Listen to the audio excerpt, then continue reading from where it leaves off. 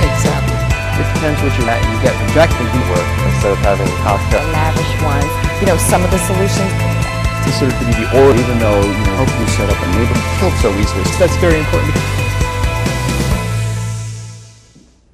Good food saves lives. That's the premise under which began Elijah's Promise, a volunteer-run soup kitchen that serves the hungry in New Brunswick. Well, that's in New Jersey, by the way, here in the Northeast U.S. Since it began, Elijah's Promise has expanded its offerings far beyond filling stomachs. Here to share more about their work is the agency's development director, Michellle Wilson. Good morning. Thanks for coming on board. Thank you. Thank you for having me. You guys have done great work. Thank you. Take us a little bit into how it started versus where you are now. Sure. So the mission of Elijah's Promise is to use food as a tool to change lives. So we started as a small kitchen, soup kitchen, in 1989, and we've since expanded. We have a culinary job training program.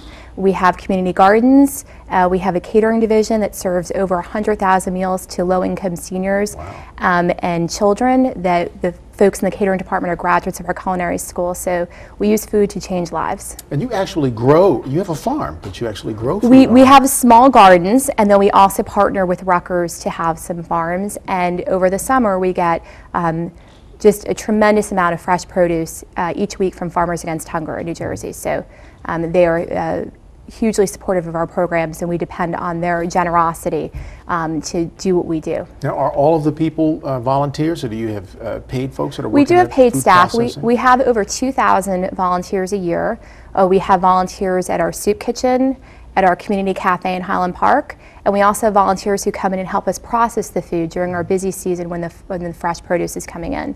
So when you say processing, this is Yeah, going so from the garden to the can? From the garden, that's right. Well, our goal actually is to never use cans again. We have been, over the last few years, storing more and more fresh produce over the summer. So a huge donation of tomatoes comes in, we process them, and we save them for the winter months so that we don't have to use, we have to rely as little as possible on cans. Have you gotten inquiries from other areas, other portions of the nation that are watching what you're doing? We do. We made a decision a number of years ago to be a healthy kitchen.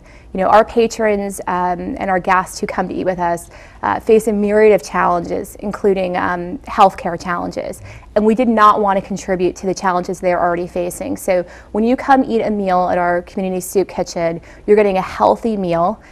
There's low sodium, low fat. The chefs and the volunteers do a great job with the donations that come in.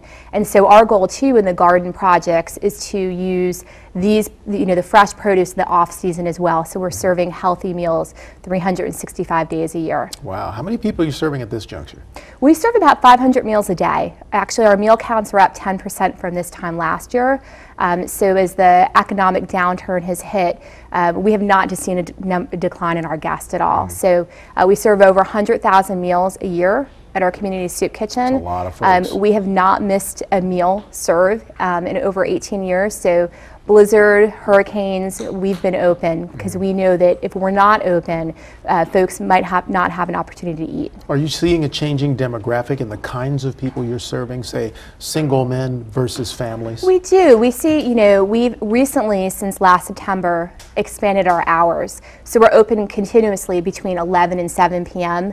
Monday through Friday, and 1 to 4 p.m. on the weekends. And as those hours have changed, we've seen more families come in, and we do see, we have seen during the economic downturn that folks who never ever thought they'd be eating with us or never thought they would need our services or our job training programs have now become guests and students in our culinary school. And real quick, you take donations and you have big fundraisers coming up. We do take donations, and we do have fundraisers coming up. Our largest fundraiser of the year for our culinary school is June 3rd at the Palace at Somerset Park. It's Chef's Night.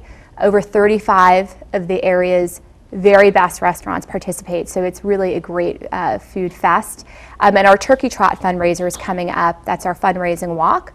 And new is we're going to be having a New Brunswick Music Festival in April. Okay. So all of our information's online. On your line, what's your website? ElijahsPromise.org or Facebook. So folks can learn more. Thanks for coming and sharing Thank with us. you so much for having me. Great work you're doing. Thank you.